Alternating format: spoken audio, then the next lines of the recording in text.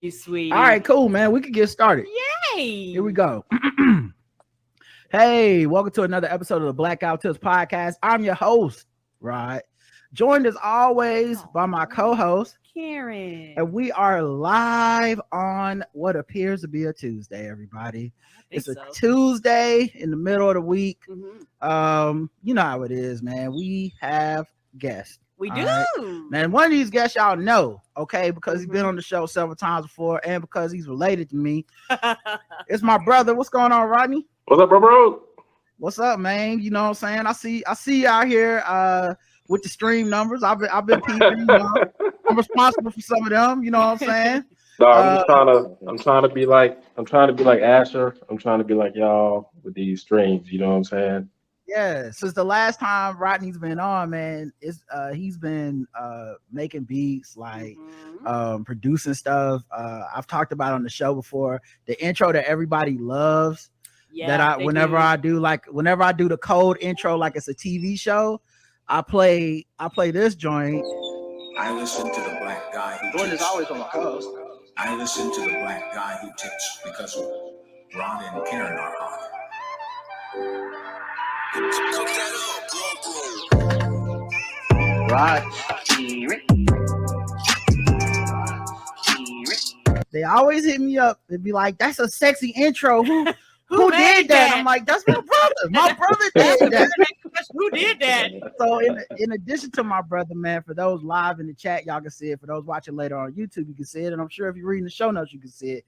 We also got a young up and coming MC, Aasher, with 2 A's. You know what I'm saying? Search engine. I see you, player. You gotta start early. Aasher, man, what's up, bro? Nice to meet you. Nice to meet you too, man. What's going on? Oh, nothing much, man. Dude, how old are you, Aasher? 20. 20, dog. Yeah. So I've been listening to Aasher. My brother put me on shit. What's been about 3 months, Rodney? Like it's been a minute since you like, yo, you need to check this kid out. Like he's up and coming, talented, you know, local dude that, you know what I'm saying, you love to see it. And I remember listening to the album and being like, yo, how old is this dude? like you sound wise beyond your years, man. For a 20-year-old, man. And like, yeah, dude, you like talk about a lot of different subject matter. Like it's not just all one thing. It's not just like all party music or all street music or stuff. It's very introspective, man. Like, so can you tell the people a little bit about yourself, man? Like, where are you from? How'd you get into the Charlotte music game? So originally I'm from DC, now in Charlotte, well, Greensboro, but Charlotte, yeah. And I started rapping when I was about 14, 15, but it was more just like playing around, you know what I mean? Like with one of my friends who on a record label with me, Josh, we just played around in high school, kind of did it for fun. I was horrible. I was trifling. And then about early 2020, I would say November 26th, that's my birthday, of 2019, I was like, all right, I could do something with this. Like I started getting better, started studying the game, just like YouTube videos and like talking to people. I was like, man, you know what I'm saying? Let's try to get it cracking for real. So once my freshman year of college, I started kind of posting videos on Instagram of me rapping. And everyone in school was loving it. So it kind of gave me a confidence boost. And I put out my first little project called Listen to My Heart and Soul, February 5th of 2020. And those numbers that it did was insane to me just because I didn't know how to market myself. I didn't know how to do anything. It was just more of like, me and my little brother at the time, he was probably like 15 or 16, and he made most of the beats on there, and still makes a lot of my beats now that you heard on that album. And yeah, it kind of started from there, and 2 projects later, we're here right now. So yeah, man. Go ahead, Karen. I'm sorry. What's the biggest difference between DC and Charlotte when it comes to the rap game? Because they're like Yeah, or two just different cultures. even just North Carolina, because I think I Yeah. heard you say you in Greensboro. So, you know, shout out to little brother, you know, Mhm. but I heard you say you in Greensboro. So like, you know, you find any difference in like this region's music? Right. Oh yeah, it's a huge difference. DC, and like you can kind of hear this with a lot of up north music. It's more fast paced and it's more aggressive because that's literally the lifestyle that's up there. It's literally everything's fast and everything's aggressive. Down here, it's more spaced out. Like you can't walk to every corner store. You got to drive everywhere. It's very slow. Uh, the people here, since it's kind of southern, you know, it's like southern hospitality kind of thing sometimes. So you kind of get that. You can hear the difference. But also with Charlotte culture, it's not too much of a Charlotte culture. You know what I mean? Like it's a melting pot. It's a lot of people from up north, really, in different parts of the U.S. that come here, and so it's kind of like just a blend of different sounds. A lot of sounds from Atlanta, a lot of sounds from New York, and it's kind of just blended in with that. With DC, we have our own culture there. Like we have our own sound, our own music. Like yeah, you have people that make different types of styles when they mix it in with something else, but for the most part, you can tell when it's a DC rapper more than you can tell if it's a Charlotte rapper.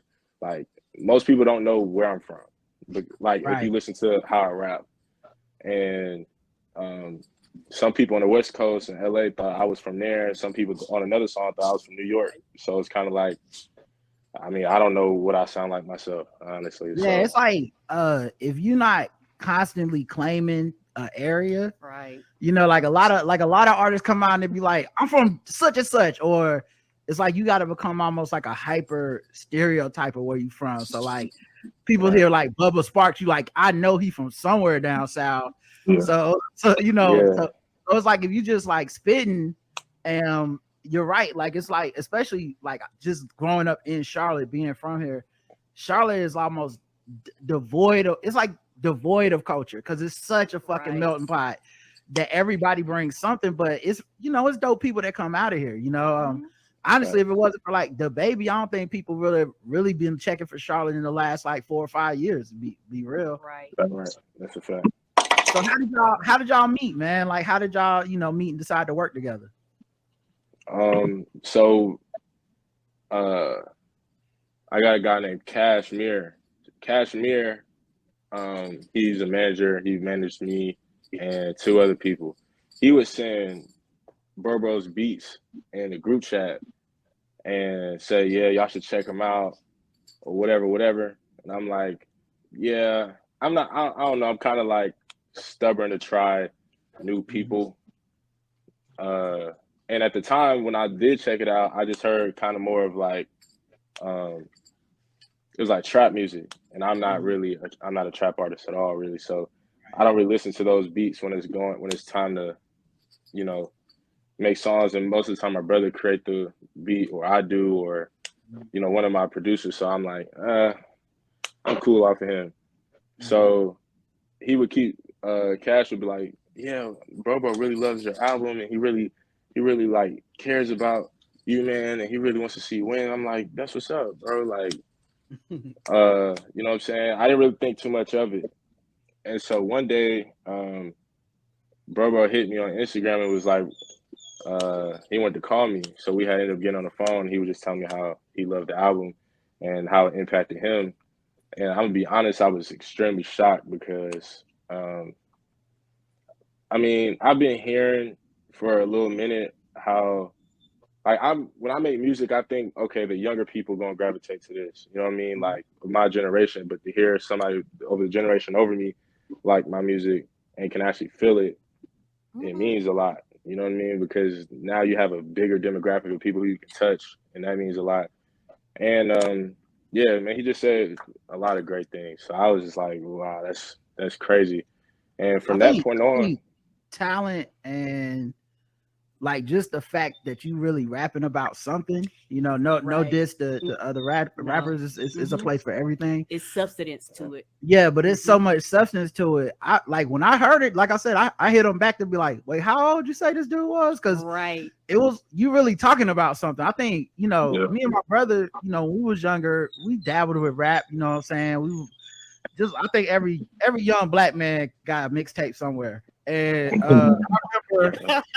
I remember when we started out, man, I just always felt like we was just rapping, having fun, but we wasn't really talking about shit. Like, you know what I'm saying? It was like it was make believe. You know what I'm saying? Like, oh nigga, we freestyle this shit. Yeah, exactly. Yes, because it was so funny is that when Roger used to rap, I used to go back and listen to it, and I'm like, nigga, you don't do none of this shit. Yeah, exactly. Right. It was just like it was literally like throwaway shit, you know. And I think looking back, it's like you almost had to get older a lot of times to look back and be like, yo, I could have rapped about like my life and just things that happened to me, things I was seeing, and not just like falling into that almost imitation of other rappers where it's like, oh, Cameron rapping about moving keys and talking to Poppy, I'm gonna rap about that shit. So that's, I think, where the universal message kicks in, because you're talking about things that really happen to you in your life, and that shit is super relatable, bro. So like, you know, to me, I think, you know, anybody could relate to it, just because by being specific and authentic, the message starts relating to everybody. People that's never walked in your shoes will listen to your music and be like, oh shit, I learned something about them, and I also learned about myself, because what everybody's been through is adversity, loss, pain. You know what I'm saying? So like you rapping about those things, and I think that to me that was what was so impressive about the album. Makes me look forward to what more projects y'all got. Yeah, and also I personally, when I listen to rap, particularly, I like your shake your ass trap. I like all types of rap, but one thing I do like, I like images, because words mean things. So I actually listen to the words that are coming out of your mouth. And it's one of the things where I visualize these things kind of in my mind's eye, if that makes sense, which kind of brings a connection to it. And that can happen, like Roger said, regardless of age, regardless of how much money you make and all that type of stuff. And for me, I appreciate you just being your authentic self, because as long as you're that, can't nobody mimic it. No matter how hard they try, they can't be you. And so that's one thing I really appreciate, that, because like, oh, I'm not going to hear this right here. I'm not going to hear it nowhere else. And that's what kind of draws me to your music. Now, Rodney, on the other side, what was it like for you being like reaching out to a younger person to be like, I think your shit is dope, man. I want to work with you. You know what I'm saying? Like, did you ever feel self-conscious about it, or did you just like, this shit so dope is worth it? Like, how'd you feel? Maybe like a little bit, but like, I kind of looked at it like, you know, man, music is music. You know what I'm saying? And like, it either touches you or it doesn't. And, you know, like, it touched me. You know what I mean? So I felt like, you know, I kind of like, so like, to kind of piggyback on what Aasher was saying, when I had first started sending him beats, that was before I had like really listened to the album. I just knew he was somebody that, you know what I'm saying, was being managed by somebody that I knew. And I was like, you know, send this nigga some trap beats, you know what I'm saying? And then when we actually talked, I was like, damn, bro, I felt stupid as hell, because you know, I was just, you know, sending you shit that I thought, you know, people was rapping to, you know what I mean? And that's kind of what I was making at the time, you know. But I think the thing that really like got me the most was I was like, all right, this dude is, you know, he's 20 and, you know, light years ahead, you know, mentally when it comes to what he is able to communicate through his songs. And I was like, bro, like, I gotta fucking, you know, I gotta step my game up. You know what I'm saying? Because like, ultimately, man, like, when you leave this earth and whatever's left behind of you, do you really want it to be the memories of like people talking about some bullshit over your beats, or you know, something totally different and better? And I mean, like, that was the thing that really impacted me. Well, you know, I had to look at myself, and I had to be like, nigga, you need to shift some of your shit. You know what I'm saying? So well, it's interesting though, because like, you know, with you really like coming into this as in the last like few years and the improvement just drastically being like, you sent me a pack of these like on the email, like, yo, check these out. I'm like, oh, okay, there's 30. It's okay. And then send me something else. I'm like, oh, yo, this shit don't even really sound like nothing nobody else making. Okay, I see you. And then starting to work with artists, which I think production wise, at least when we was coming up, like a lot of stuff we was doing, we was trying to rap. You know what I mean? Like we was like me and Rodney, we went to Detroit, we did a couple live shows, like we was like, we gonna be rappers, you know what I'm saying? It was like a fun thing to do. But like production wise, beat wise, I mean, one, for a lot of people, if you can make it, that's where the money is, right? It's like passive income and shit. Like, I sent you this beat, I ain't gotta do shit else, you go make this shit hot, and you know what I'm saying, hit me up when you want the next beat, you know what I'm saying? Like, it's beautiful. But with the beat part of it too is like you depending on somebody else. So like you hoping that this person fuck with it, you hoping that it's dope, you hoping that they, you know, you get your credit, all that type of shit. What's it been like working on that side of it, man? Like dealing with artists? It's been like a really big learning experience, just because you know, I think like starting out, one thing that I kind of like realized about artists, no matter like how big or small or popping they actually are or think they are, I ran into like a bunch of fucking egos, you know what I'm saying? And it was something that really made me just kind of like take a step back and like reevaluate stuff. And you know, I kind of came to the point where I was just like, I don't have to work with every artist. I don't want to work with every artist. Right. And you know, like that's not good to spread yourself thin like that, I don't think. I was like, man, honestly, I would rather just lock in with one or two artists that, you know, have the drive that I do, and you know, have the talent, you know, and the potential, and are like really trying to make a difference. You know what I'm saying? And it's a lot of, I mean, it's because you have to deal with a lot of ego, but I also think the age that you're at now, you're a family man. You know what I'm saying? Like, it's like I'm working hard. I'm up like this is my shit. I'm doing at 3 a.m. when I could be asleep. Right. It's like you get angry. It's like I don't have time for bullshit. So if you bullshitting, all right, then go bullshit without me. Your on to the next one. Yeah, your priorities are different. Don't waste my time. Yeah. No love lost. No love lost. Yeah, exactly. I ain't mad at you. It ain't nothing personal. Yeah. Now, Aasher, man, like, so obviously I think when we was coming up, we were older. It was completely different getting into rap. Now you got streaming services, you got online music, you got Fonte made an album for Foreign Exchange with a dude he had never met in person. Like, that's how different the game is now. You find, and I would imagine that it's a lot more competition now, because then the bar is also lower to get entry. So how do you like it now? You know, is it like, what's the hardest thing now? Is it getting that cosign? Is it, you know, what, like management? Like what's the hard part about rap now? I would say specifically for me, because this may not be hard for everyone, but for me, it's hard to stay up with like social media and do the marketing, playing that game. I hate social media. Yeah, it's a job. That's why people actually hire somebody to do that, because people have to realize you actually have to have the personality, because before you could just be the talent, right, and just do the talent. But now you have to be the talent, the marketer, the production part. Like, you literally have to wear all these multiple hats, and you like, I didn't come to do everything. I just came to do this thing right here. I came to rap, nigga. Right. Like, it can be intimidating and very overwhelming, and people underestimate how overwhelming it could be for some people. Yeah. You got to take a lot in now too.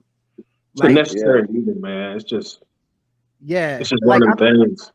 Like when we was trying to promote like back in the day, as funny as it is, it's a stereotype now, but it's like you selling a mixtape out the trunk.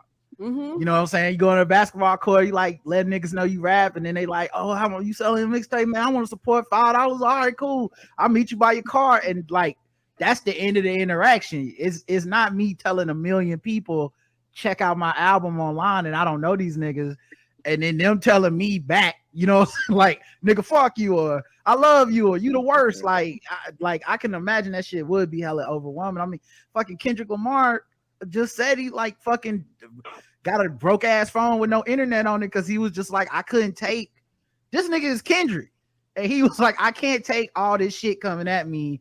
I need to be by myself. So yeah, I can imagine that part is hella overwhelming.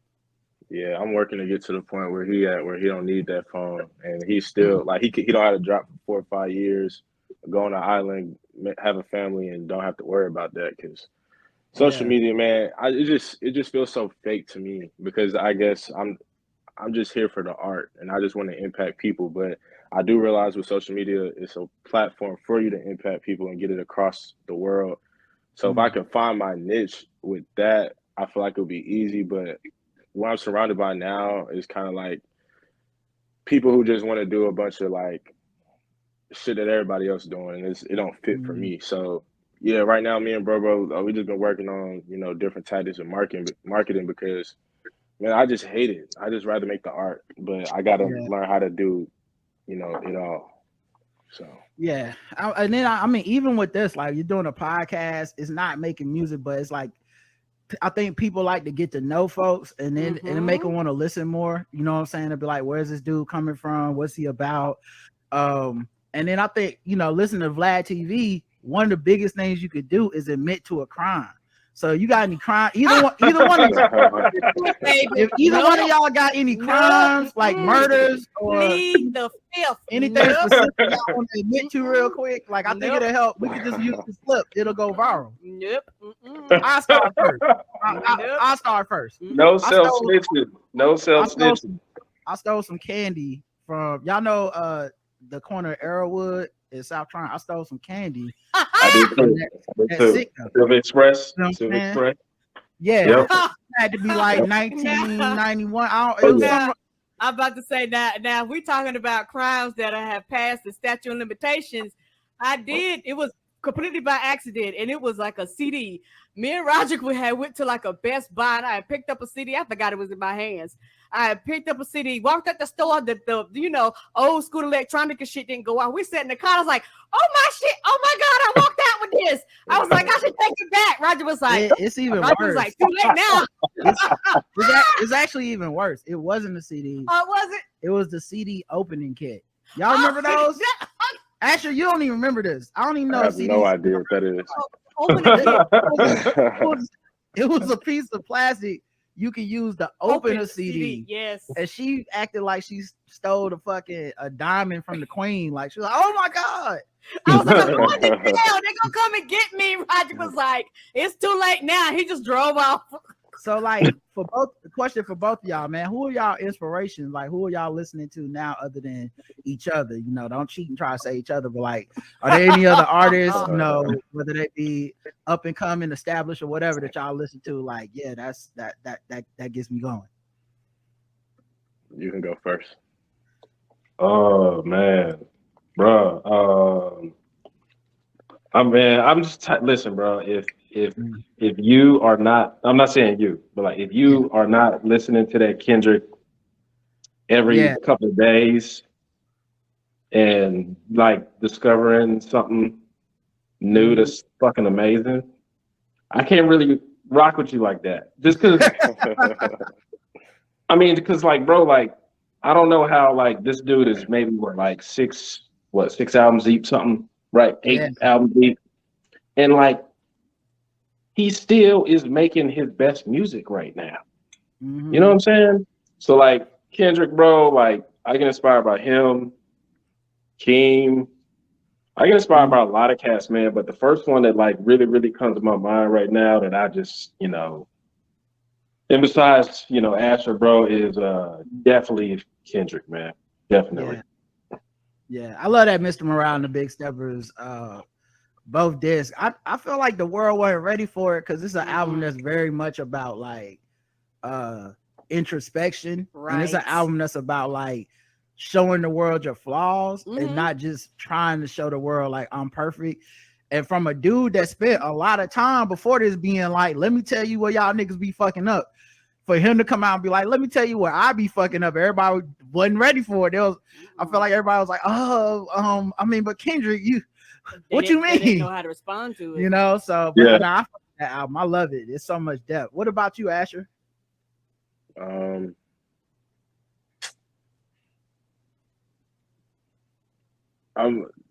For music, I would say Kendrick as well. I think he's the greatest to do it, but I'm gonna be next. But I do think in terms of like, there's some people I just watch their journeys. Like I just study how did they get to where they're at, or even people in my age group, like how are they doing what they're doing. And there's a guy from Charlotte, his name is Mavi, one of the homies. I study him and watch his growth. And because there was a point in time back in like 2018, 2017, where we was both doing the same thing, kind of just making music for fun and putting stuff on SoundCloud, both getting, a few thousand plays or whatever, cool. And then to see his come up is insane, like to watch that. So yeah, he inspires me. Like Bro said, Baby Keem. Nasty. If y'all just heard Sean Carter's verse. That 4 minute. I was just watching I forget who it was on Twitter. It was a video of an interview. I might be able to look it up on my Twitter account real quick, but it might be Young Girl or somebody, but they was saying how that was a one take verse. Guru said that. Yeah, he said Hov came in and he was like, all right, man, so let me loop this. I'll start. He was like, nah, I get DJ Khaled to send the whole beat. And he was like, so you don't need me to like, loop. He was like, nope, one take, 4 minutes. He was like, I didn't even know how long the verse was gonna be, and then just dipped. Like, all right, there you go. I was like, this nigga is still doing that. I remember when we was coming up, the first time I heard of Jay, like it was a big deal that he was like, yeah, I don't write lyrics down. I just like show up. I already got my shit memorized how I'm gonna say it, and then I spit it. And the legendary like him versus Big on the album, where Big, like, it's a whole bunch of verses we'll never hear because like one of them would do a verse, the other one would be like, I could do something better than that. Boom, do his. Then the other one would be like, nah, I could top that. And then like these niggas went back and forth. Like to think he's still doing it like that, bro. I was super impressed, man. I like people try to downplay it or whatever, but like the Noah nigga can still do that at that age. Well, he a billionaire. He don't got to. That's crazy to me. And then the other thing I read, this nigga do all his features for free now. So he just wanted to do that. Money. I mean, he just it's like, how did he get the money? You know what I'm saying? Because normally you think of people like the thing I think of when you think of like, especially like rich people, is they normally don't do nothing for free. You know what I'm saying? They get shit for free, but the reason they rich is because they be like, nigga, pay me. Yeah. And my man is like, yeah, I haven't done a feature for money in years. If you hear me on some shit, I just like that nigga that much. So yeah, that Jay was impressive. The shit I'm listening to right now, the new Jid that dropped, that shit is the Forever Story. Very impressive, man. That dude, that nigga got like mad features this time. I was like, that's when the budget went up. You know what I'm saying? You're like, hold up, man. 21 Savage on this shit, Lil Durk on this shit. Hold up, what happened, Jid? What happened? And then Earth Gang, I fuck with them heavy too. I absolutely love them. You introduced them to me because you like play their music like in the intro to in the pregame, and they are so unique, if that makes sense. Like, I'm like, oh, I've never heard anything like this before. Right. And that's what drew me to them. And like I said, I happen to like unique rappers, like people that just like, hey, we out here doing this shit. Whatever this shit is, we doing it. And I'm like, oh, okay, that look cool. And next thing you know, I'm over there partying with you. You got anybody, either one of y'all have people y'all want to work with? Like if you had your dream collaboration, your person you could be like, I want to make this beat for, I want to feature on their album. Like, is there anybody out there right now y'all looking at like that? Kendrick. Yeah.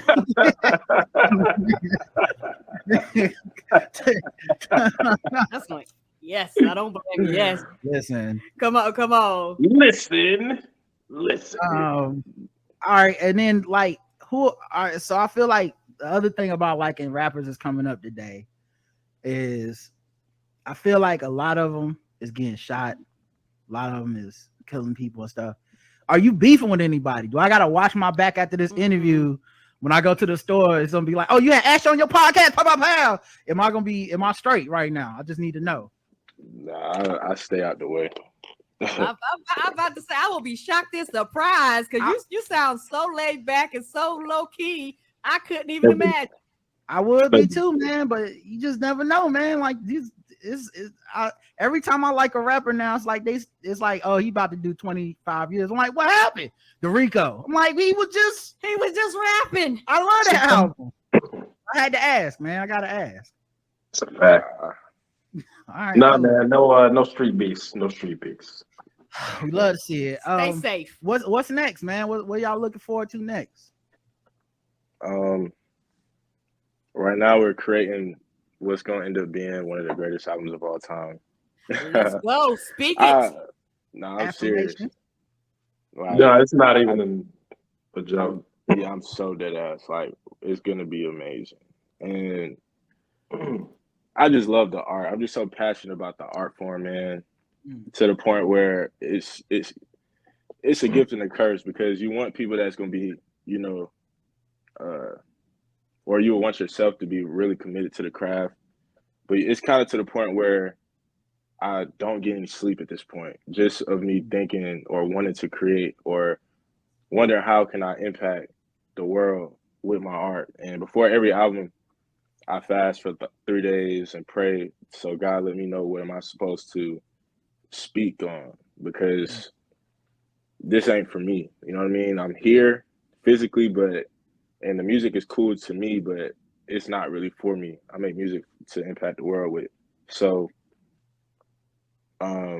with that being said, this next album that's going to drop most likely of May of next year, is going to top the album that you guys heard by a lot. But yeah, me and you both. Do you have a name for it yet? Are you still working on that? I have a name, yeah. Am I supposed to say that? There's a name. I'll say it because I want to. Then maybe we could talk about that a little bit. But it's called The Art of the Present. And The Art of the Present. Yeah, the first album was Shift, which meant it was an acronym for Stop Holding In Fear Today. But also meaning shift, meaning change. But with this one, it's kind of lately I've been attempting to, I guess you can call it meditation or whatever you want to call it, but if you realize like most of the time your brain is going back to the past or you're thinking about the future all the time. It's very rare for you to think about what am I doing right now? What do I hear? What do I feel? What do I see in this very moment? And some things that I do, for instance, if there's like a fan above me and you look at the things turn, I'll pay attention to one of the things on the fan and I'll keep my attention there. And you'll start to see that your mind start wandering, thinking about like, what am I going to eat later? Or what am I going to do later? Or you think about the past and it's like, and then I snap myself out of it and get back to where I'm at. So these are like things that I do on a daily when I wake up or just in the middle of the day to just stay in the present, be like, how do I feel? Because I'm the type of person who's always thinking about the future. Always. Like, I'm thinking of how many albums we gonna sell one day and Grammys we gonna get one day, and you know, all of these little material things that I really shouldn't be focused on. And I bring myself back to in this very moment right now. How do I feel? What do I see? What do I hear? What do I taste? And what do I smell? So with this album, it'll focus on something of that. Does that, just doing that, allow you to actually enjoy the moment? Because what you're talking about is very important for people to actually do sometimes, because sometimes you could be doing things or you could be accomplishing things, but sometimes people never actually get a chance to sit and bask in their own glory. And it's not an ego thing or anything like that, but you don't really actually enjoy the moment. You're like, let's go to the next, let's go to the next, let's go to the next. When I've realized, when I have it, because even me and Roger have a tendency to do like with the podcast, we numbered them. We don't pay attention to the numbers. Half the time, the fans let us know when we hit number milestones. We just be grinding. But when we sit and think about it, we was like, nigga, that's a lot of episodes. And so that's when we actually sit in the moment. And I think for me personally, when you do that, you also become grateful. Because if you're always looking in the future, you're not grateful for what you have now and nurturing what you have now to get to whatever future you desire. That's a fact. And it's a hard thing to balance, because again, you want somebody who's always hungry and, you know, working and put their head down and work. And that's what I've been doing for the last 2 years. And when people, for instance, I think a reason, or it's something that happens with me, where people will tell me that, bro, you're great, you're gonna be the goal, you're gonna be whatever, or that you're great right now, the album was sensational, yada yada yada. When people compliment me, I don't know how to take those. And it's kind of like, I hope people don't think that I'm being nonchalant, because I really do appreciate it. But like, my heart is kind of like on some, I'm past that. Like, I'm on to this next level that y'all not even hearing. You know what I mean? So I'm always just focused on what's next. And people will tell me all of these things, and I hope that people don't see that I'm ungrateful. But again, you know what I'm saying, you can come off that way because your mind is so focused on something else. So it does help you be able to sit down, like, to think that my album hit 2 million streams like 30 minutes ago is insane. Go. You know what I'm saying? But I don't care for that. You know what I mean? I'm more into, all right, like, me and Brobo right now trying to schedule this tour. I'm on some, all right, so what's that looking like? And what are these things that we need to do to accomplish this? And we got this album coming out. And then people will be like, nah, bro, like, that's 2 million. And I'm like, yeah, cool. But, and then I have to think like, okay, that is cool. Yeah. You know what I'm saying? And it's a cool thing.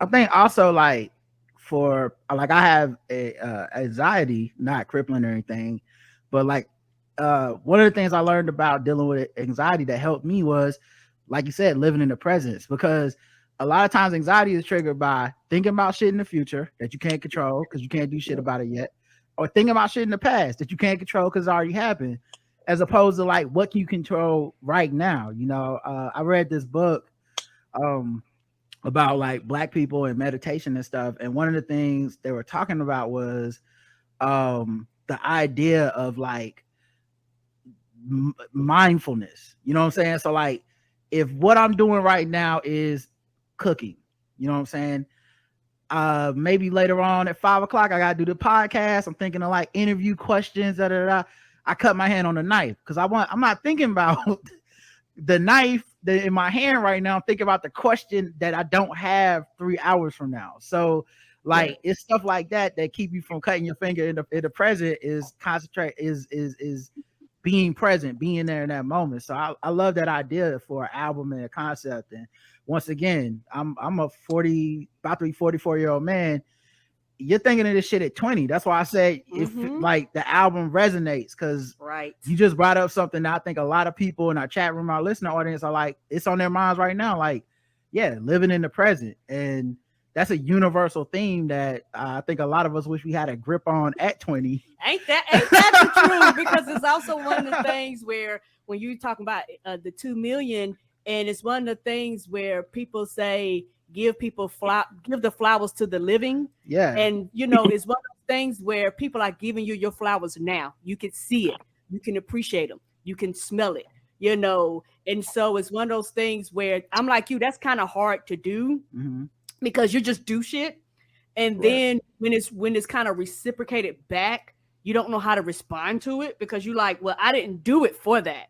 All right. You know, that wasn't the purpose. All right, we got to wrap it up, man. Thank y'all for hanging out with us for so long. We're going to continue the show. And before you leave, the one thing I have to say is like, normally when they have like a rapper on their show, people be like, can you do a freestyle for me or whatever? I hear the Black Guy Tuesday do it different. I see you coming up. I want to do a freestyle for you so I could be on your next album. I could be featured now. It's been a long time. Sweetwater Tavona. It's been a long time since I rap. It's been a long time since I rap. Okay. So, you know what I'm saying? I think our styles will blend together. So just give me a few seconds. I'll pull up. This is just a random beat from Spotify. I never heard this beat before in my life. Here we go. A 1 2, a 1 2. Now microphone check. What time is it? It looked like it's about to be 6. Oh shit.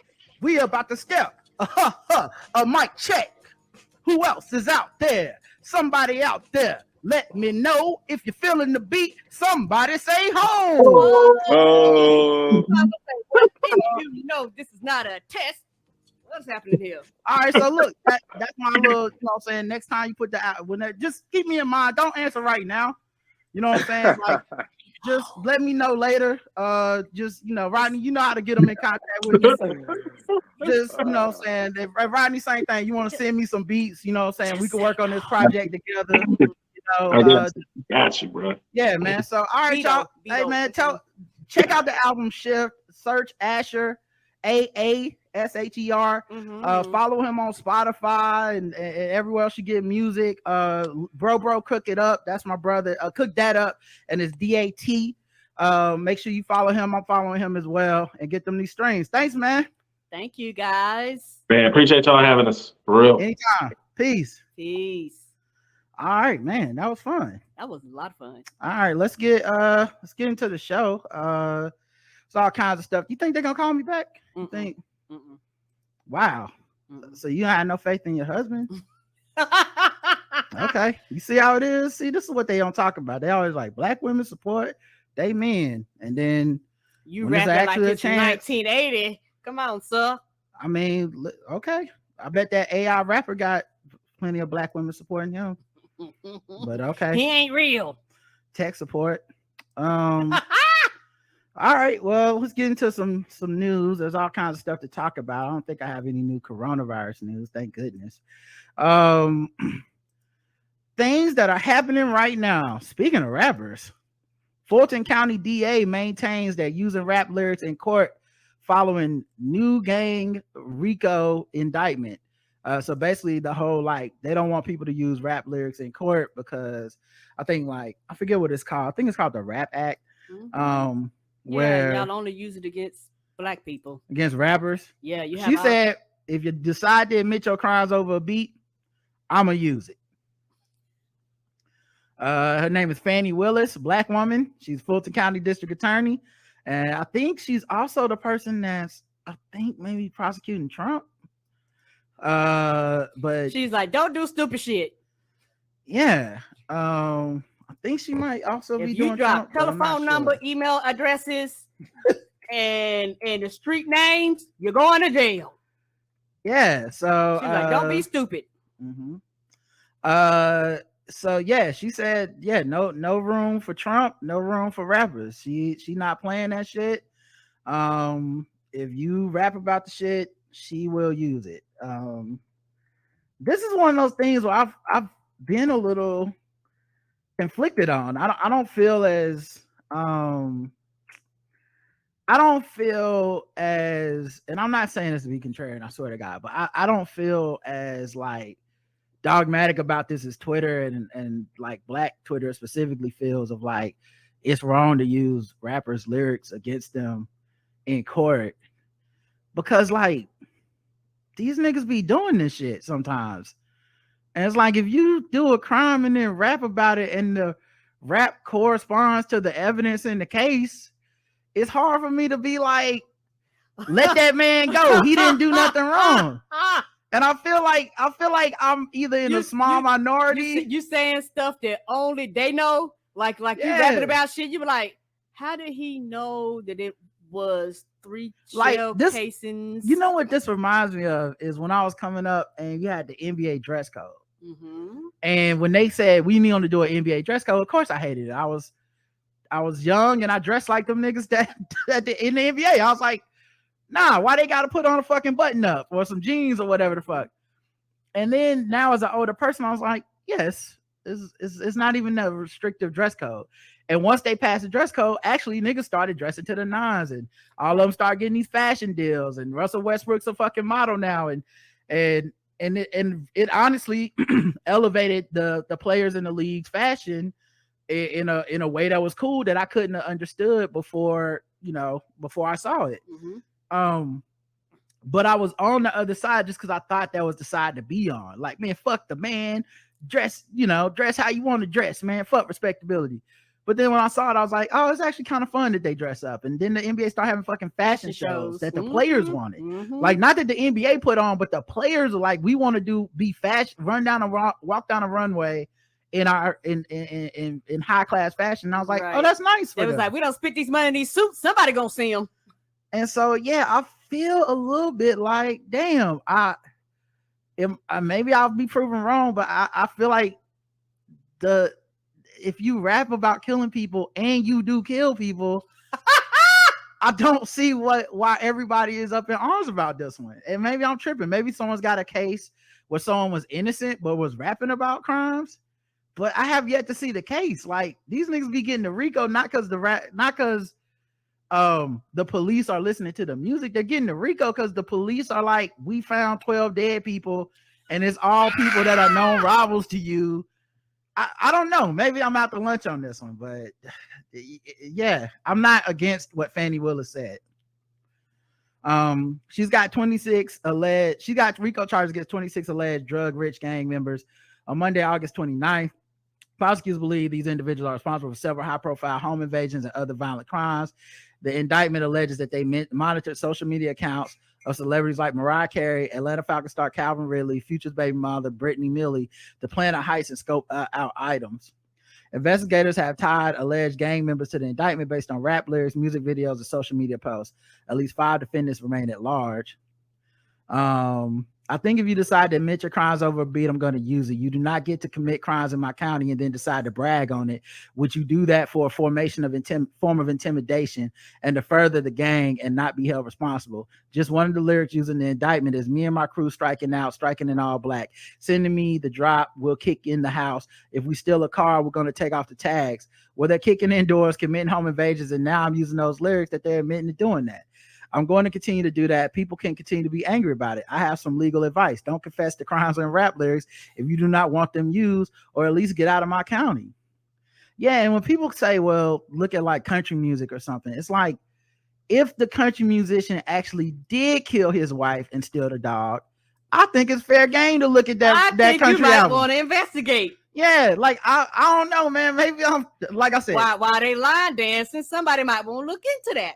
Yeah, I know they want to limit the use of lyrics, but I think if it corresponds to the crime, yeah, you just got to eat this one. I'm sorry. Sorry, everybody. I'm sorry to be a bad boy. You hate to be that old man. Yeah. Did you know Twitter Circles? You know what Twitter Circles is? Mm-mm. So Twitter Circles are a feature where you can limit the amount of people who can see your tweet. So it's like, I'll send out a tweet to my circle, people I've selected that follow me, and say only these 10 people can see this next tweet. Okay. Well, it's a feature that people with blue checks, such as myself, have had for quite some time. If you follow me on Twitter, you may notice that I've never used it. You probably think my circle's so small that you didn't see it. No, I've just never used it. I don't, but so they're now saying everybody can use it. It's not just select people anymore. It's like the full rollout is happening. So you can now limit your tweets to just a certain amount of people if you want. So yeah, I mean, only they can see it and reply to it and all that type of stuff. Correct. Okay, and that makes sense, which means it's almost like a private timeline. Yeah. Okay. Mm-hmm. And I've already seen people talking about using it. I normally don't give advice, but I'm gonna give some advice. Treat it just like your public tweets. Mm-hmm. If you have a private Twitter, you should tweet all your tweets like they're public tweets. Mm-hmm. Because people gonna take snapshots and people gonna put shit out in public. Yeah. Mm-mm. Mm-mm. Yeah. I advise that you be smart about that. Yep. And what you post is still subject to community guidelines. So it's not like people, like you're getting more freedom or something. So it seems like one of those half measures where people believe it'll help them, but the truth is you either need to be off of social media or you need to treat it accordingly, saying, hey, at any moment this thing could turn on. Mm-hmm. So it's very weird that that people, I guess, were to me it was very weird that people thought that helped somehow. Got to keep the guns out of school, right, Karen? I would hope so. A box of guns mistakenly delivered to a Delaware County high school. Is it the same place where the officer said that they was going to put the guns in the classrooms? Did they FedEx it there? Right. Oh, we have so many guns in America. This is crazy. What, did somebody put the wrong address? We're about to find out, Karen. Okay. Westchester High School is getting ready to start the new year. District leaders sent out this letter to staff and families explaining FedEx delivered a package containing 6 guns to the school loading dock here on Friday. A driver returned Monday, realizing it was a wrong delivery. That's FedEx's fault. There had to be a big miscommunication. No charges. No charge at all, no. Honest mistake. That's right. The police commissioner tells me his department investigated. Officers determined that the package contained 30 caliber M1 rifles that were supposed to go to an auto repair shop in neighboring Chester Township, where the police commissioner says the purchaser is an avid gun collector and bought the guns legally. I'm just happy that the high school acted the way they did and contacted the police department, and we were able to return the guns back to FedEx. We were contacted and followed school protocol and got the police involved immediately. I just thank God nobody got hurt. Nobody got the guns and wasn't no shootings or anything. Still, some in the community call the discovery alarming, especially at a time when schools everywhere are doing everything possible to keep kids safe as they go back to class. The Chester Upland superintendent tells me it's a priority. For the betterment of our students, that's the theme of our school year. We focused on school safety, making sure that it's a safe learning environment. We're starting off the year with ALICE training, which is for active shooters, how teachers and students will respond. We did get a response from FedEx after reaching out to find out what happened with the delivery. In a statement, the company says, we take this matter very seriously and are cooperating fully with investigating authorities. In Chester, I'm Rosemary Connors, NBC 10 News. I guess it's, as long as it wasn't critical race theory books, I mean, it's no threat to the kids. Mm-mm. And what are you doing at the AutoZone place? Yeah. To where it was supposed to go. Guns. Yeah. Because, hey, look, some of these motherfuckers don't want to pay their bills. Apparently not. It's like, listen, get in the zone with AutoZone or, get out of the zone. Apparently so. And people get wrong packages all the time. We've gotten them before, too. It's one of the things. These just have a very dangerous era. It's like when you go, sir, you need to get all 4 of your tires replaced. And they're like, I just want to get whichever tires are the worst, just replace those. And then the other 2, just rotate them. It's like, I don't think you heard me. I don't think you heard me. You're going to get all the tires replaced today. Okay, all right, you right. Let me get the oil change with the premium plus upgrade, 6 months. And then they aggressive. We gotta buy one, get one free, so you're only paying for 2. Right. What you mean the card is declined? Well, you better go to the ATM. But speaking of the mail, it's hard out here. The UPS drivers say brutal heat is endangering their lives. Yeah, them bitches they look hot. Do they got air? I don't even think they got out. They just be riding around in them big ass brown trucks. And some people be in the back of them. Yeah. You know what I mean? And in the back ain't no AC, and it's just a box. Yeah, they say people have been passing out. I think they said someone may have even died. They said people getting cramps from dehydration because you go, in addition to the heat in the back, you got to lift them, bring them packages out, and get back in that heat. Right. And it's also, for me, one of the things which people are stupid. When I understand the regular post office has its issues and problems, but the regular post office actually goes to every fucking address. The UPS, FedEx people, they don't have to do that, and they passing out shit. You know, so imagine the regular ass postal people who have to go from house to house to house to house. Like, that ain't no joke.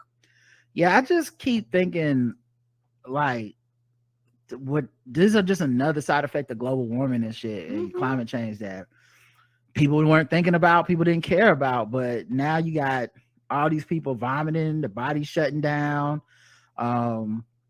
Like, I bet you inside of them trucks get probably over 100 degrees. Wouldn't be surprising. The Teamsters are saying that who represent 350,000 UPS workers, that it's awful. The problem is not isolated. In 2015, at least 270 UPS and U.S. Postal Service drivers have been sick and in many cases hospitalized from heat exposure. Dozens of workers from other delivery companies, including FedEx, have also suffered from heat exhaustion. So it's happening to everybody because, yeah, a lot of their truck designs haven't changed in years. And I've always wondered that. I was like, you got these big brown ass doors or whatever doors, they just open and shut. I was thinking to myself, there's no way any air can be in there because if it is, it's fucking all coming outside. Some of these places, you got to think it's over 100 degrees outside. Right. 117 degrees in California. In 2018, this day with this woman who her name was Peggy Frank. She was 63 years old, and she was found unresponsive in her mail truck on that day. Oh, because it's so fucking hot outside. You know it's hot inside. Last month, U.S. Representative Todd Cardenas, California, introduced a bill that would require Postal Service to install air conditioning in all its vehicles. So yeah, currently 34% of its vehicles have air conditioning, and additional 66% have fans. Adding to any vehicles purchased after 2003 were equipped with air conditioning. So yeah, man, that's just something. So y'all got 2003, my nigga. What is it? It's 2022, right? Yeah. Y'all got some motherfucking 1970 vehicles rolling out there. Almost 20 years old, yeah. Almost 20 years old. So yeah, that's crazy. Right. Yeah, someone said y'all can help by shopping at brick and mortars, be the solution. I hear you. But then you got to talk about, why are people ordering stuff? Don't be ableist. Maybe they can't go to the brick and mortar. Have you thought about that, Greg? You insensitive son of a bitch. Have you ever thought people just lazy? Guess wow, what? you ableist too. Might not be lazy. So now you can't go to the store, you ain't lazy. People are lazy. Yeah, let's talk about them. Yeah. Like I said, yeah. There are people that can't, but then you have people like me that's lazy. Jesus. I can order from Amazon in my bed and have it between 6 a.m. and 10 a.m. By the time I get my ass up and go on to the store and fight the traffic, it'll be here. Okay. Allegations mount against Dan Price, ex-CEO, who set $70K minimum wage. He's the guy that you've all seen his post on social media. He's the guy that he's got this long blonde surfer hair, and he's always saying something super woke and super agreeable, like, I remember that dude. He was everywhere, and he still is kind of everywhere. People still share his stuff. But he made headlines worldwide by raising employee salary to a minimum of $70,000. But he's been accused of assaulting multiple women, and now one of the allegations includes rape. Oh no! And he's been accused for a while, and it's been one of those things where people share it on social media by saying, like, the most unhelpful way possible. And trust me, I think y'all all seen this version of something like this. Oh, so we just sharing people that's sexual predator stuff now, whatever. And it's like, you don't know what they're talking about. They never tell you what they're talking about. Many times they don't tell you who you're talking about, but you probably seen somebody share that and you're like, who are they? What? And maybe I wouldn't have shared it if I knew that. Well, he's a person that people have been doing that. And now finally is getting enough like media coverage in primetime spaces where they've done some fact checking and all this stuff. Because a lot of people also were able to write it off as, well, they're only saying this stuff about Dan Price because he's the woke CEO and they want to take him down. They want to discredit him by making it seem like he's a rapist and all this shit. But really, it's because he's a man of the people and people don't want his message getting out there. His anti-capitalist message, his anti-corporate message, and this. But his like ex and his like brother or somebody have been saying for years like he's a piece of shit. He only started adopting this like man of the people rhetoric after he fucked up the company and all this other stuff. But yeah, the New York Times published a bombshell report Thursday in which a woman accused him of raping her while she was under the influence of drugs. Police have referred the case to prosecutors, but charges have yet to be filed. Price on Wednesday, the day before the story was released, Price abruptly resigned as CEO of Gravity Payments, the Seattle-based credit card processing company he founded with his brother in 2004. He wrote the same day on Twitter that he needed to focus on fighting what he called false allegations. Oh, so he knew this was coming then. Yeah. They always reach out to you. I mean, yeah, of course he knew. Yeah. Oh, okay. He would have known no matter what, whether he knew because he did it or whether he knew because the story, they come and ask you before they publish a story you got in comments, or if the police are contacting you to interview you and stuff. He knew. Right. In a statement to the Times, he said he never physically or sexually abused anyone. He didn't respond to Axios trying to contact him. The resignation and allegations of rape and assault follow years of internet fame and media fanfare, where he gradually built an esteemed reputation as a poster child for corporate social responsibility. However, he's been accused of mistreating women before. Here's a timeline of some of the primary allegations against him, and then they just go through like all these years, and it's I'm not gonna read them all because it's so long, but I'm just gonna show y'all in the article. See where it says sexual misconduct allegations against Dan Price, December 2015, December 2020, April 2021, January 2022. Other allegations, April 15. Oh shit! Yeah, it's a lot. It is a lot. It's a long ass list, my friend. Yeah. So, yeah, and it's just one of those things I think is very inconvenient because he was the guy people held up as a poster child of like, this is how you be a good corporate CEO. And it doesn't help anybody that put him on that pedestal. And of course, the people that just didn't like what he had to say are going to be like, this is why these virtue signaling men is always such, whatever. But too bad for him and his folk. And I hope if that happened, hopefully those people get justice. All right, let's see what other news we can get into. How about this? Let's do some fucking with black people. I think people like that. Pull up the song. Ooh, ooh, ooh, ooh, ooh, ooh, ooh, ooh, ooh, ooh,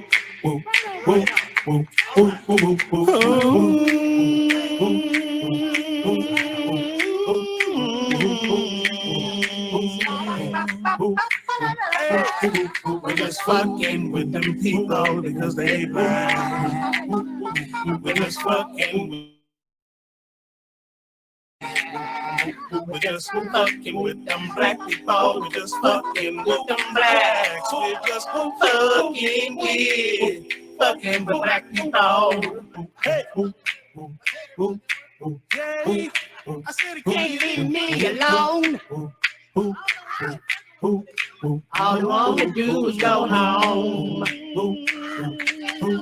I said leave me alone. I wanna live another day home. I said, can you leave me alone? I wanna go home like you are. All right, fucking with black people. Let's talk about it. A startup develops an AI that makes call center employees sound white, like white American robots. Yes, I heard about this. This gets a motherfucking Jakaris. Goddamn. Yeah, but before you move on, this whole thing is some motherfucking bullshit. Americans act like they motherfucking run the world. And they act like if you don't speak the American language and the rest of the world has bought into this motherfucking white supremacy we have here, and these fucking dude tech bros bought this shit, and they talking about we gonna make you sound white. Well, bitch, everybody ain't white that lives here. And you know what? Learn how to listen to other people's accents. It's this, a lot of this shit is based in racism. You're trying to erase people. So yeah, as reported by SF Gate, Sonus, a startup that wait, why did this do this? Okay, a startup that offers accent translation for call center employees, a job that tends to be outsourced to cheaper foreign markets like India and the Philippines. Sonus, which was founded by 3 Stanford graduates, offers a real-time accent translation service, supposedly to make it easier for call center employees to be understood. It has already received over $30 million in venture capital funding. We don't want to say accents are a problem because you have one, said President Martin Serino. Yes, you are. That's what you're saying, because why would you say we're going to make it white? We're going to make it Caucasian. We're going to make it bland. We're going to make it so that you can understand, because the thing is, in other parts of the world, you know what they have to do? A lot of them, they have to learn English. Even English is the hardest motherfucking language in the world to learn, but they learn our language. Japanese is the hardest one. I'm sorry, but American is up there as far as being able to learn. I mean, not American. English, as far as being able to learn, is one of the hardest languages to learn if you're not born and raised here. And so keep in mind, though, we're not talking about them learning to speak English. So they know how to speak English. They like, this is only translating the accent out. We're not even talking about people that are like, oh, the problem is they don't speak English. They do speak English. We just are racist. Right. And you know, and the thing is, when people speak English and it has a thick accent, yes, you have to train your ears to listen. And sometimes that can be very hard to do. And Americans, because of America, we act like that's the most difficult fucking thing in the world to do, is actually motherfucking listen to people with thick accents, even though other people in other parts of the world are required to do it. We're like, no, we're special, you know. And I remember when we was in college, whatchamacallit from Trinidad and Tobago, I remember, and they're speaking English, but when I first got around them, it took me a while. I was like, okay, I know they're speaking English, but I have to be able to decipher. And after I was around them for a while, I could completely understand them with no problems. And a lot of people, what? Because a lot of times people don't want to actually take the time to actually sharpen their ears and listen. Okay. So they have a demo on their website where you can hear the magic of I guess what it sounds like with and without. I'll play some. Hi, this is Alex from the customer service aid. How are you today? Great to hear. I'm doing very well. Okay. And then if you want to listen to it with Sanus, I guess. Thank you very much for asking. So how can I help you today? I'm so sorry about that. Okay, it kind of sounds like a robot. I'll be glad to help you. Can I get your full name, phone number, and address to check in on that order? My problem is that it still sounds like a robot. I don't think that it would. I think for the most part, people still be pissed because the racist people probably don't want to talk to robots either. They racist against robots too. I can understand that. And my thing, his accent actually sounded better than the translation. Do you happen to have the order number so I can bring up your order? Thank you. Let me check on the status of your order. Please give me a minute to check on that. Thank you for waiting. It looks like your order shipped to the wrong address. I'm so sorry about the mix-up. Let me... Yeah, to be honest, neither version sounds like ununderstandable to me. Both sound correct. Like if that's honestly, I'd rather you use a worse original and then translate the robot. Then maybe you would get me on your side if it's like the original person was like, you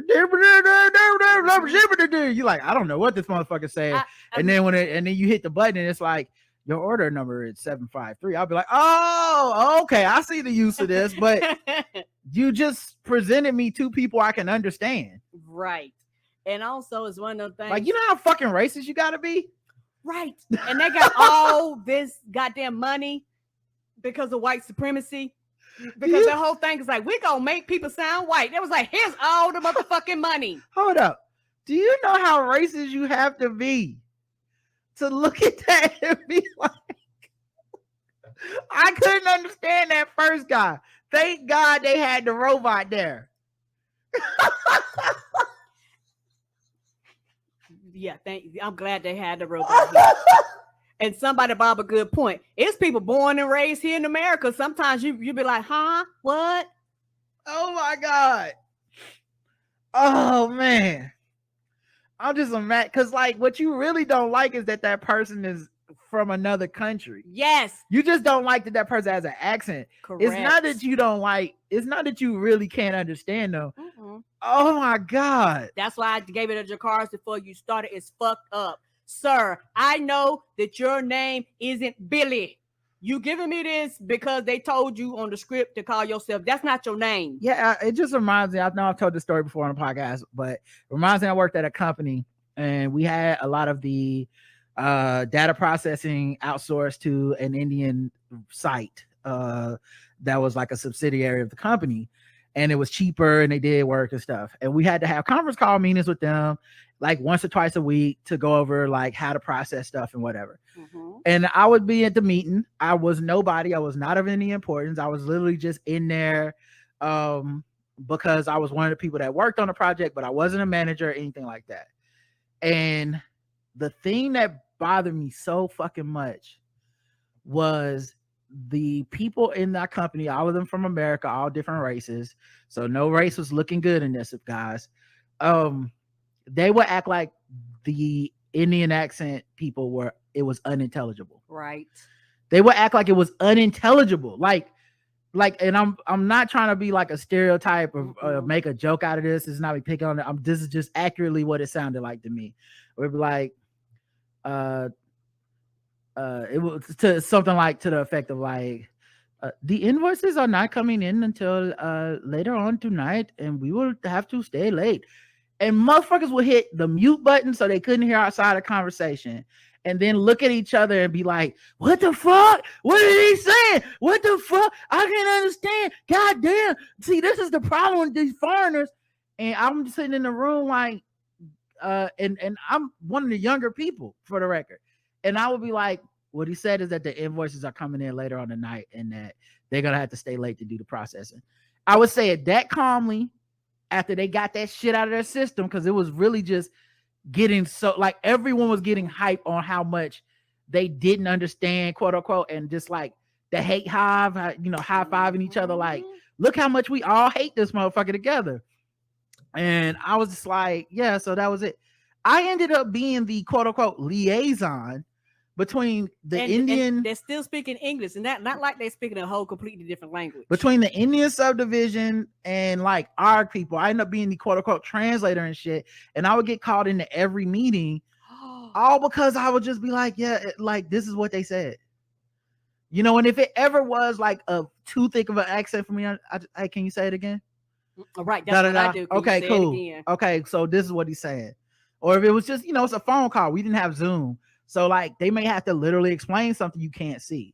And so I'm like, okay. And then while everybody's going, what did that mean? I'm just like, can you just say it one more time? Real quick. And then they would say it, and it was so fucking annoying. And all it made me think was Americans, not black, not white, not what, Americans can be so fucking racist. And the real problem with this product is that it leans into the implicit bias and racism and says, you're not the problem. The problem is the people having the accent. And while I do understand on the practical portion of it, what's more likely to happen? America gets unracist, or you just have to start code switching, like, let me just talk white to these motherfuckers. Yeah, I do get, if I was asked to solve this problem, I would probably start with somewhere like, the one thing we're not going to have is a 400 million people not be racist. So let's start with what we can do. My problem is that for what they presented, I only hear racism. I don't hear this was not able to be understood. I hear I don't like that this person isn't white. And that's why you get the Jacars. Right. Because the thing is, I hope they realize everybody in America ain't white. Yeah. And so you have people that talk with country slangs, you know, people with West Coast accents, East Coast accents, down south, up north, Midwest, people with all these motherfucking accents. You like, nope, all you gonna get is the standard white America, what we think a white American is. And that's a fucking problem. Now, too. There's the other part of this that finally, if you're upset by this, you know, I think it's finally time for y'all to admit I was right. And that a lot of you, especially you bougie blacks, have been wrong. I think we can all admit now there's a such thing as sounding white. Oh, yeah. There is such thing. I know you've been on my side, but a lot of people have been masquerading. There's no such thing as sounding white. Just because I speak proper English, no, nigga. Some of you motherfuckers sound white. And there's a such thing as sounding white because this company's selling it. You didn't hear that voice and go, they translated that to be proper English. You heard that, and it said they translated that to sound like a white man. Some people sound white. It's okay. Some people sound black. Everyone's guilty of stereotyping on the phone. It might not be 100% accurate, but it's in the high 90s, motherfuckers. Don't lie. And we know because we code switch. They could have just hired me, saved $30 million. I could have told them how to sound white on the phone. You know, like what's funny to me, what's funny is like they said at some point they would expand it because, like, if you call in Louisiana and you sound like, hi, your order is, they're like, maybe that won't resonate as much as like, hey, your order is. What I would love to see, and what would have been so dope, and you can fake this in Silicon Valley and make $1 million, which maybe I should do this. Okay, Greg, I know you ain't got no morals. Let's start a startup, Silicon Valley. We're gonna fake it, just like the white scammers I always see on these documentaries. What we're gonna do is we're gonna pre-record each voice, and then when you hit the switch button, it's gonna translate into something more colloquial. So it'll be like, you know, hi, my name is Peter. I will be taking your order. Would you like to see what is going on today? And then when you hit the switch, it's gonna be like, hey buddy, how you doing? Listen, I'm looking at the order right now, and it's saying it's supposed to get there Tuesday. Then you hit the switch, it's like, but it is looking like it will be Wednesday. Maybe if you give me your tracking number, and you hit the button. Let me see that tracking number over there. What you got there, dog? Okay, all right. Listen, fella, I'm gonna need a second to process this. I think if we do it that way, we'll become billionaires before they figure out that we just two niggas that recorded. Recorded multiple tracks. They recorded multiple tracks that you just hit a switch on their website. But we just keep selling it that way. We just make it. We just do it with every type of white accent. You know, we do the ball like, hey, I'm from Boston. You know. We could do the you know, you New York. Italian. Yeah, We could, it's just that West Coast. We just selling racism back to them, but by the time they figure out it's a Ponzi scheme, we'll be rich. We'll be gone. Anyway, just a thought. Jakaris though? Yes. All right. Let's go to another one. Fucking with black people. Lost children scam woman with Venmo for $1,000. Oh no. An Upper East Side woman was scammed out of $1,000 by two angel-faced kids who looked no older than 10.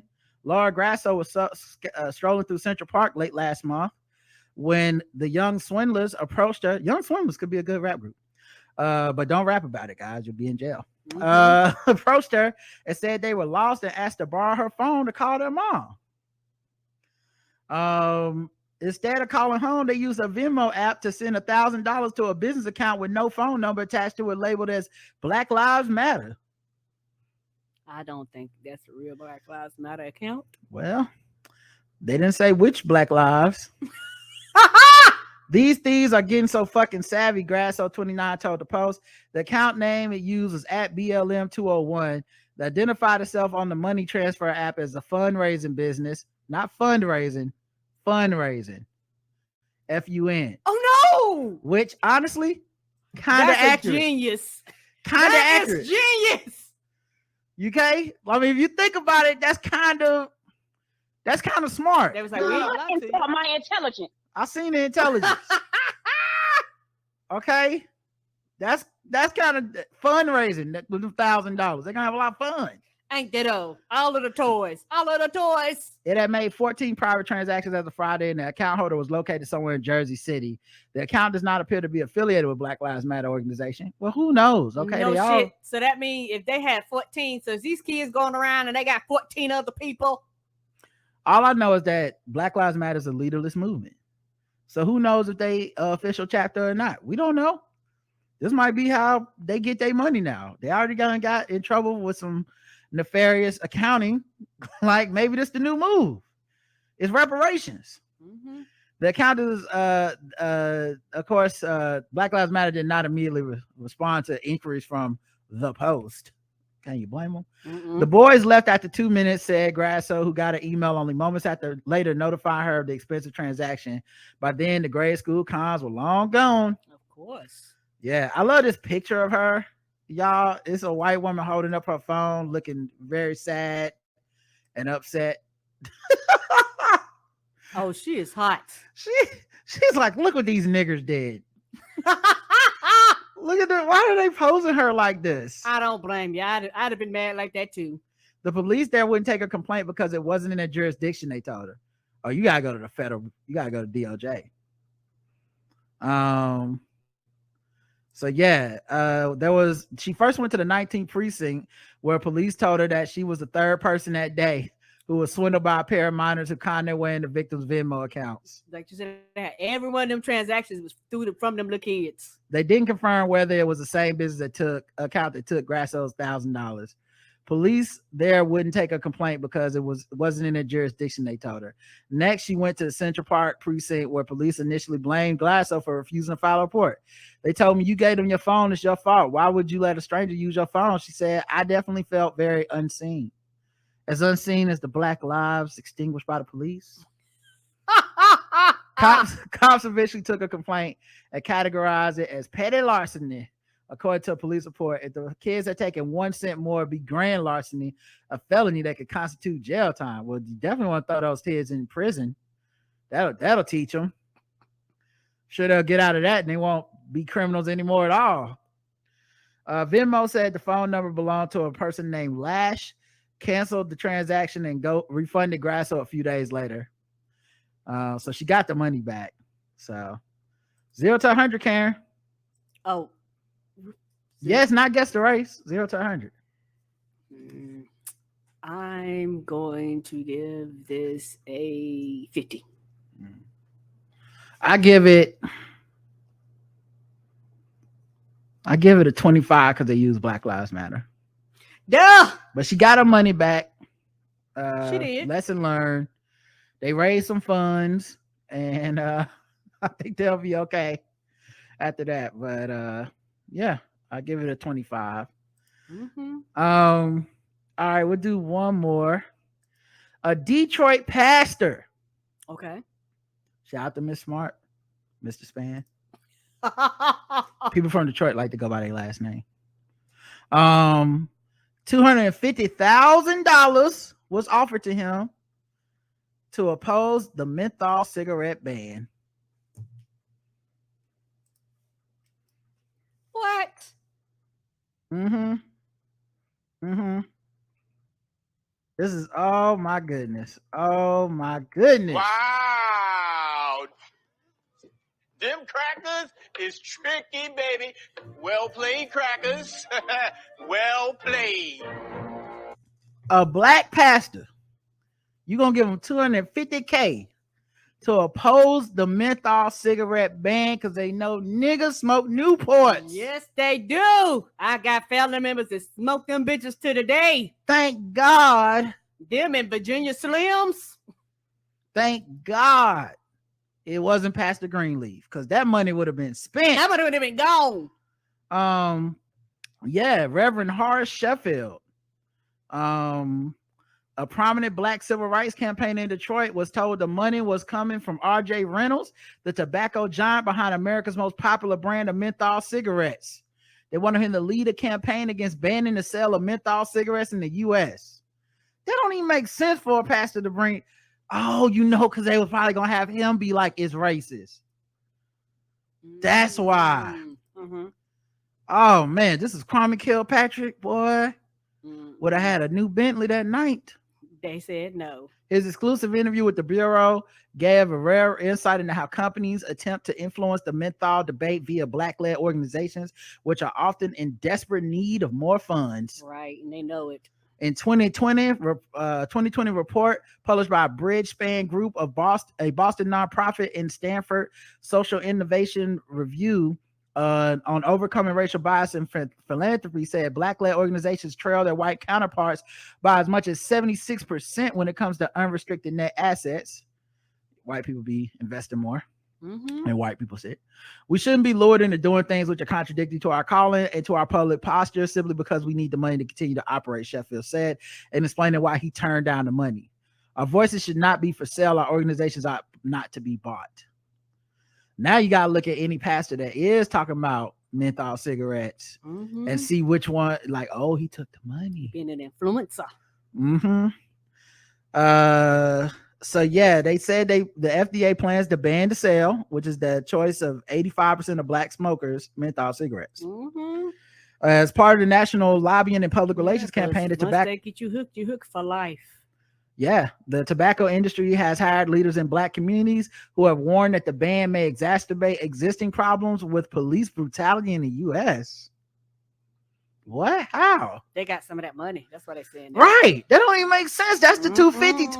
I'd rather you be like, listen, y'all, they gave me 250. Okay. So yeah, because I don't know how this makes sense, but something George Floyd, something keep smoking Newports. Bye. Yeah, because isn't menthol more addictive?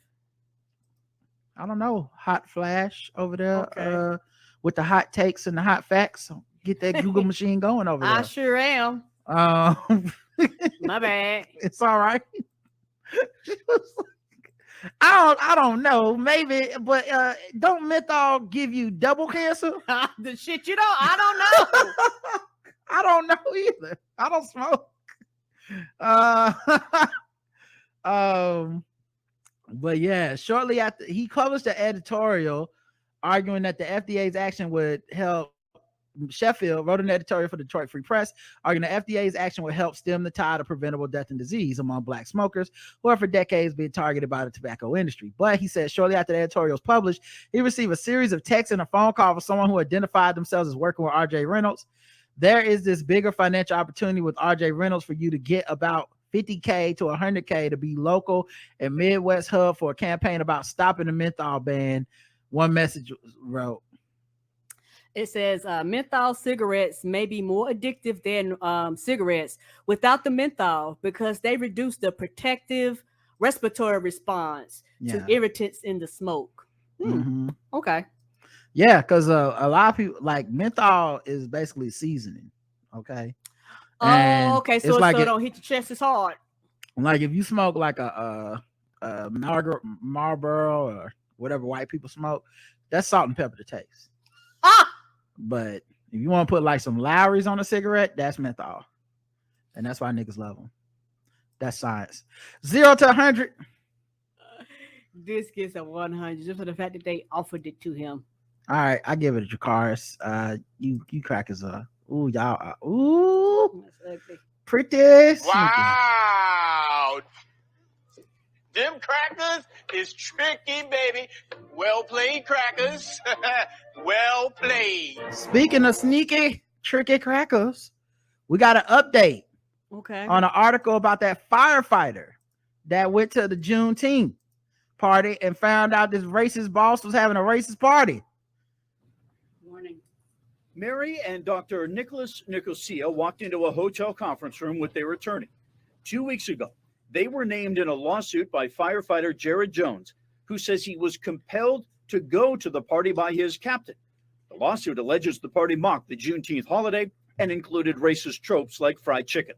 The allegations of this narrative have caused my family almost unbearable pain. Our children are being attacked on social media. Cancer culture can be cruel. These white people are crying, y'all. Okay, I just want y'all to know. These white people that threw this racist party, allegedly, are crying. Okay, they the real victims. All right, pay attention to this whole article. It took me 32 years to build my reputation, in less than 2 hours to destroy it. Here is the entrance to the backyard. Attorney Corey Hogan showed photos of the Nicosia house. And you will see that this event was a political event. There is absolutely no racism anywhere. But the photos of Donald Trump and tables, a Juneteenth poster, and cornhole game were actually staged last week to depict what the party looked like. So apparently they're saying there were 0 phones, no pictures taken of this event that the black man went to. He made it all up, even though they took the time to restage what it looked like. Now they have a Juneteenth Freedom Day poster thing sitting out, but there's nothing mocking it. There's no fried chicken or anything like that. So somehow you must have this black man was just either a vicious liar or completely mistaken. Juneteenth poster and cornhole game were actually staged last week to depict what the party looked like. It was recreated. I asked the clients to set it up so that I have an accurate understanding of what was where. Mr. Hogan, can you share actual pictures of the party? I don't have any. I don't know that there were any. I will find out. Mary, were there pictures, actual pictures of the party? I didn't take any pictures. What I had to Who the fuck goes to a party in 2022 and not take pictures? No one took a selfie. Nobody posted nothing on Facebook, Instagram, nowhere. I don't believe this. That literally seals the deal for me. Like, oh, that was definitely something racist happening there. Because either y'all texted everybody like delete all the pictures, or y'all said no cameras, like it was a fucking Dave Chappelle taping, because y'all knew what was about to go down. Right. Experience a month ago. It cut me very deeply. That's firefighter Jared Jones. His lawsuit says being forced to go to the party at the Nicosia home created a hostile work environment and discriminated against him. I challenge you, the press, look into their backgrounds. Find anything they've done in their lives, their 50 plus years lives, that's racist. We didn't have to wait long or go very far to accept that challenge, because 25 minutes after it was made, Mary Nicosia admitted she's the owner of an anonymous Twitter account that she and the lawyer admit posted racist tweets. Mary Nicosia apologized for that. Don't make no offer like that. Black Twitter says, I was like, oh, word, bitch. Like, you know, when you challenge people, you go and see. They was like, okay, bet. 25 minutes later, yes, the clock was ticking. they heard that black Twitter ring. They didn't even make it hard. Mm-mm. Oh my god! They caught you for the end of a Netflix show in 4K. Oh my god! And you had to apologize, but yet you want me to believe this black man made this bullshit up. Oh my goodness. 0 to 100, Karen. This is a goddamn motherfucking Jacars, because y'all are liars. All right. Let's do what can we do? I have something to do at 7. Okay. So I need to wrap it up. You want to do white people news or nah? I was gonna do sword ratchetness. Okay, we can. Maybe we can, and we can do something next week. Do guess the race later, I guess. Mm-hmm. Yeah. Let me get to wrapping this up. Let's just do sort of wrapping this. Hopefully you guys enjoyed the interview and some of the news we were able to cover. That was fun. And what's really funny is they was like, we had a party and nobody took no selfies and with nothing on Instagram. They ain't got a racist bone in their body. Then it was like, you know what? I'm sorry. Yeah, that was my account and I apologize. Cancel culture. It hurts. Nigger. That's what happened. I was canceled, everyone. It hurts almost as much as picking on Juneteenth and black people. Oh, Donald Trump was right.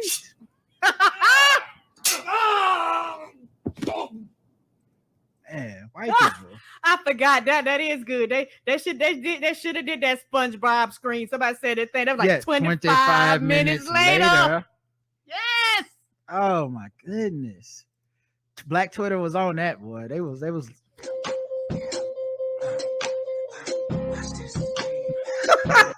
That's exactly what they heard. They was like, oh. They was like, who get it first? They be knowing. That account probably had pictures of the other thing because you didn't think nobody would follow the account. They was like, we had Juneteenth posters up. We love Martin Luther King. What's the problem? Can a white man not love MLK? I'm sorry if people think that a white man can't enjoy Black history. All right. That's what they said. That's what they sounded like. That's what they said. Good grief, white people. Oh, that's hilarious. A man charged with attempted murder at the sword attack in Albany. Albany, what?